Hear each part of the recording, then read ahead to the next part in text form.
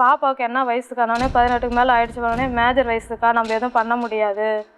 நம்ம பேர் என்ன கேட்டால் நம்ம பேரில் கேஸ் போட்டுருவாங்க, அதனால் எதுவும் பண்ண முடியாதுக்கான்னு சொல்லிட்டாங்க.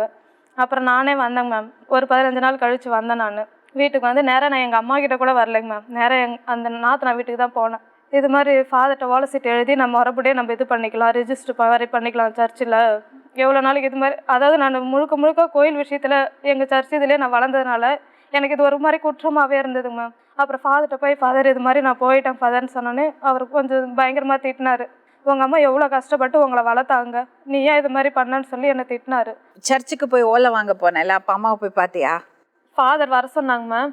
எங்கள் அம்மா என் முகத்தே பார்க்கல. இவ்வளோ கஷ்டப்பட்டு வளர்த்து இது மாதிரி பண்ணிடுச்சே, அவங்க என்னை பார்க்கவே இல்லைங்க மேம். அப்போ எழுதி கொடுக்கல. அந்த மாரி அவங்கள்ட்ட கேட்குறாங்க எங்கள் நாத்தனா கிட்ட, இந்த பொண்ணு நல்ல பொண்ணு, அப்பா இல்லாத வளர்ந்த பொண்ணு, இந்த பொண்ணுக்கு எந்த பிரச்சனையும் வரக்கூடாது, முன்ன பின்ன தெரியாதும் கூட நிம்ம தூரம் அனுப்பி விட்ருக்கேன் நான்.